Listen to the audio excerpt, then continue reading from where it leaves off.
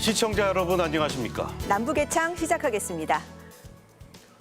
김정은 북한 국무위원장이 노동당 전원회의에서 대화에도 대결에도 다 준비돼 있어야 한다며 특히 대결에는 더욱 빈틈없이 준비돼 있어야 한다고 강조했습니다. 바이든 미국 대통령 취임 이후 나온 첫 북한의 공식 대외 메시지인데요. 미국의 대화 제의에 침묵을 유지하던 북한의 태도에 조금씩 변화의 조짐이 나타나고 있습니다. 네, 이런 북한에 대해 대화에 나설 것을 촉구하는 국제사회의 목소리도 더욱 커지고 있는데요. 오늘 이슈엔 한반도에선 노동당 전원회의를 통해 드러난 북한의 대내외 환경을 자세히 짚어보겠습니다. 김정은 위원장이 현송월 부부장의 의전을 받으며 회의장에 입장합니다. 당 고위 간부들은 입구에서 꼼꼼히 손소독을 하는 모습입니다. 김 위원장은 이번 전원회의에서 코로나 방역 장기화에도 경제 전반을 유지하고 주민의 의식주를 보장해야 한다고 강조했습니다. 북한의 식량 사정이 어렵다는 사실도 털어놨습니다. 지난해 태풍 피해로 알곡 생산 계획을 미달한 것으로 하여 현재 인민들의 식량 형편이 긴장해지고 있다고 하시면서 이번 전원회의에서 그 해결을 위한 적극적인 대책을 내놓아야 한다고 하셨습니다. 북한 최고 지도자가 공개석상에서 식량난을 인정하고 북한 매체가 그대로 보도한 것은 매우 이례적인 일입니다. 부정하기 어려울 정도로 북한의 식량 사정이 열악하다는 방증으로 풀이됩니다.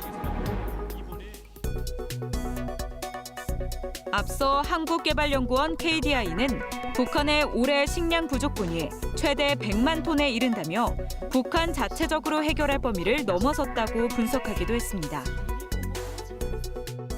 지금 6월 중반 기준으로 봤을 때 쌀값은 한 7,000원 정도, 옥수수값은 이미 5,000원 이상을 넘어가고 있어요.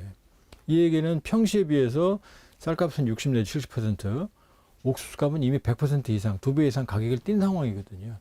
이건 김정은 정권 처음 있는 일입니다.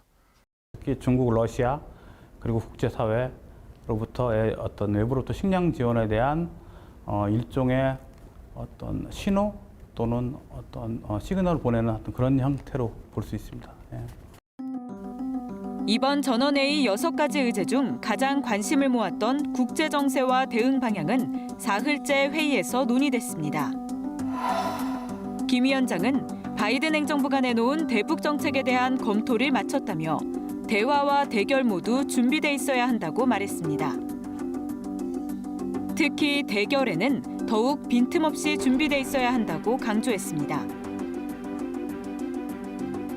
미국 바이든 행정부 출범 이후 김 위원장이 처음으로 내놓은 공식 대남 대미 메시지였습니다. 미국이나 남측을 원색적으로 비난하는 내용은 없었습니다. 대화에 나설 가능성을 배제하지 않은 것은 일단 긍정적으로 평가됩니다. 왜냐하면 여러 가지 산적한 경제 문제, 내부 위기를 해결하기 위해서는 북미 관계 개선이라는 돌파구밖에 없는 상황이거든요. 근데 이미 바이든 정부는 북한의 핵능력 축소용 실용적인 스몰 딜을 단계별 핵능력을 축소하는 스몰 딜을 하겠다고 실용주의적 접근법을 얘기를 해놨거든요. 이건 사실 상당 부분 북한 입장과 부합합니다. 그러니까 북한 역시 어려운 상황에서 협상을 필요로 하는 상황이거든요. 김 위원장은 또 시시각각 변하는 상황에 기민하게 대응하며 한반도 정세의 안정적 관리에 주력해야 한다고 말했습니다.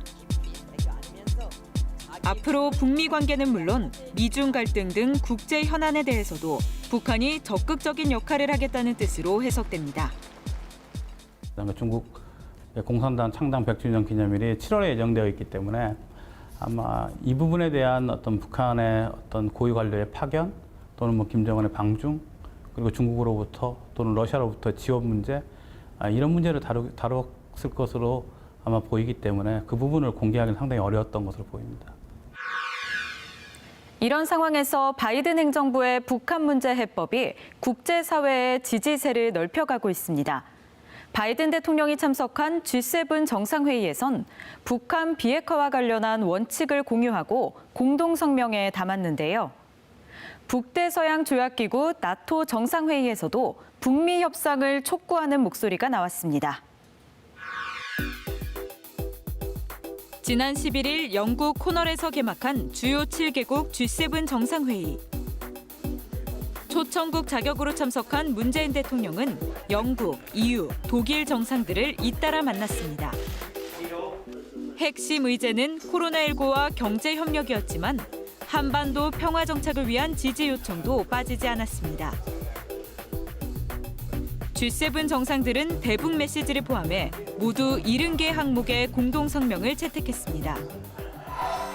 G7 정상들은 먼저 북한의 불법적인 대량 살상 무기와 탄도미사일에 대한 불가역적인 포기를 촉구했습니다.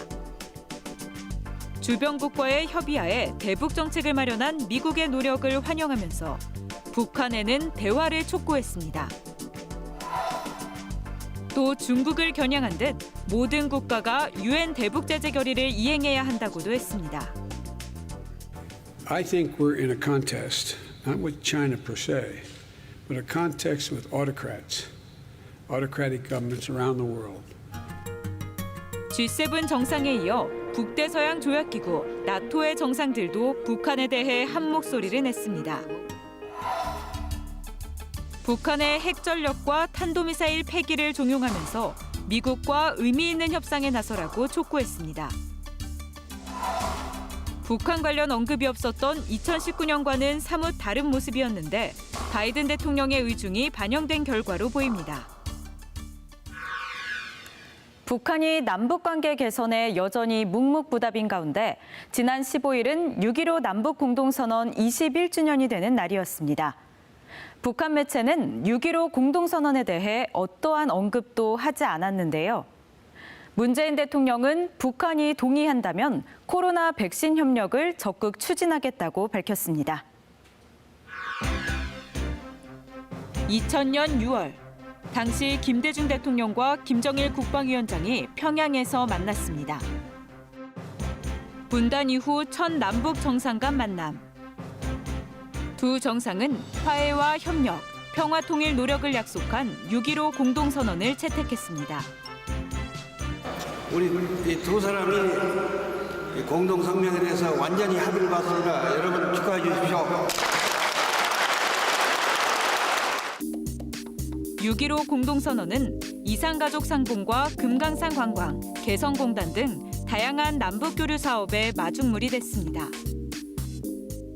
하지만 21년이 지난 지금 경색된 남북관계는 여전히 돌파구를 찾지 못하고 있습니다. 정부는 북한에 코로나 백신을 공급하는 방안을 추진하고 있습니다. 한국이 글로벌 생산 허브의 역할을 할 경우에 북한도 당연히 협력 대상이 됩니다.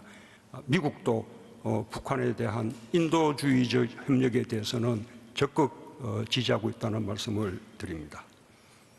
현재 북한의 코로나19에 대한 대응 정책은 첫째가 방역이고 그리고 두 번째가 이제 백신 공급인데요. 지금 현재는 이 방역에 치중하고 있기 때문에 아마 문재인 대통령의 제안을 지금 당장 받아들이기는 어려울 거로 보입니다. 정부는 6.15 공동선언 21주년을 맞아 별도의 공식 행사 없이 민간단체 기념행사를 통해 북한에 대화 메시지를 보냈습니다.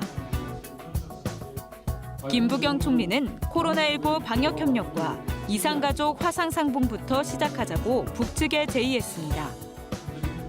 남북 공동선언에 있는 이 6월의 피는꽃들 중에 스텔라 원추리의 꽃말은 기다리는 마음이라고 합니다. 북한의 최고 지도자와 당국자들에게 다시 한번 정중히 요청합니다. 한반도 평화의 시기가 다시 돌아갈 수 있도록 대화와 서로 화해의 장으로 다시 한번 나오시기를 간절히 요청드립니다. 이인영 통일부 장관 역시 인도적 영역에서부터 대화와 협력을 다시 시작하자고 밝혔습니다. 미국은 대북 특별대표 임명을 통해서 조기에 북미 대화의 의지를 분명하게 드러냈습니다. 북측으로서도 다시 대화로 나오기에 꽤 괜찮은 여건이 마련되었다고 저는 생각합니다. 하지만 북한은 21년 전 성과와 남측의 대화 제의에 대해 단 한 줄의 논평도 없었습니다. 개성 남북공동연락사무소가 폭파된 지 1년이 지났지만 연락 채널 복원도 이뤄지지 않고 있습니다. 한국 정부의 노력에 의해서 사실은 그 북미 관계 개선, 추이 이런 어떤 노력들이 진행이 됐거든요. 근데 북한은 원했던 성과를 못 얻었거든요. 그렇기 때문에 그 불만이 사실은 이 북미 비핵화 협상, 북미 관계 개선을 주선했던 한국 정부에 지금 몰려 있는 상황이거든요. 북미 협상 교착이 장기화되고 있는 가운데 미국 정부의 성김 대북특별대표가 오늘부터 4박 5일 일정으로 방한해 한미일 북핵 수석대표 협의를 가질 예정입니다. 북한은 당분간 관련국 움직임을 예의주시하면서 식량난 타결을 위한 내부 통제에 집중할 것으로 보입니다.